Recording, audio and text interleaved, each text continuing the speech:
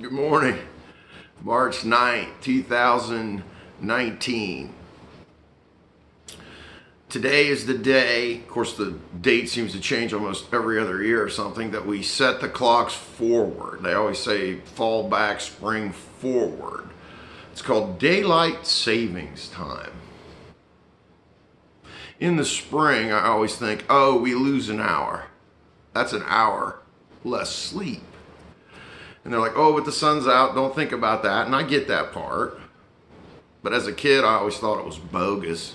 Of course, in the fall, we gain an hour, so you get more sleep, which I always liked. More sleep.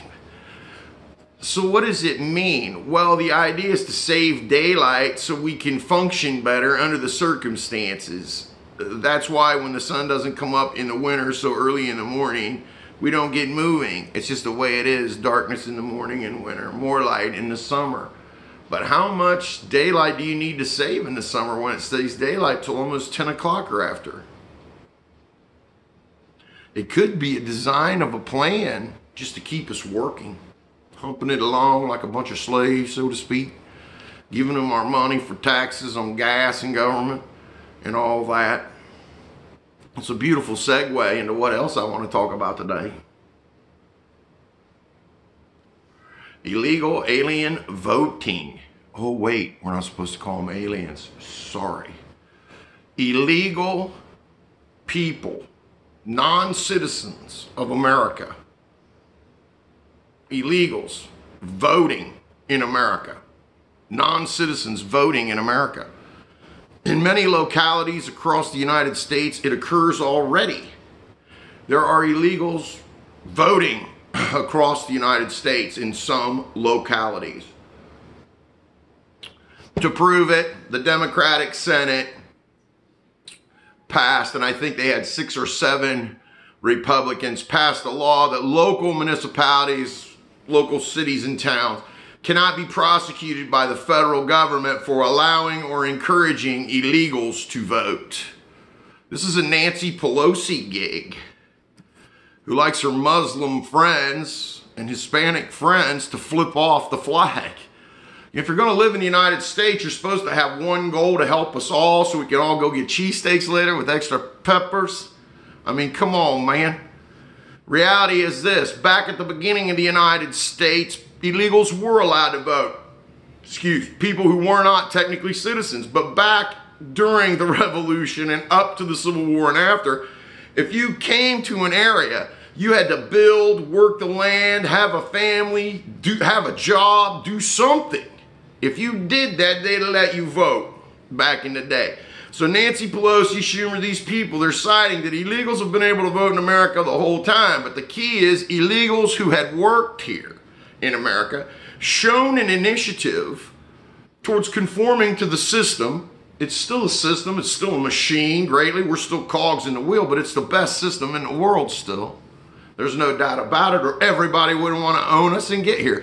The funny part is watching though the Muslims and the Chinese and everybody thinking they're going to own the United States. They'd mess it up in a minute. If the Chinese owned America, there'd be so many damn people here, the country would sink.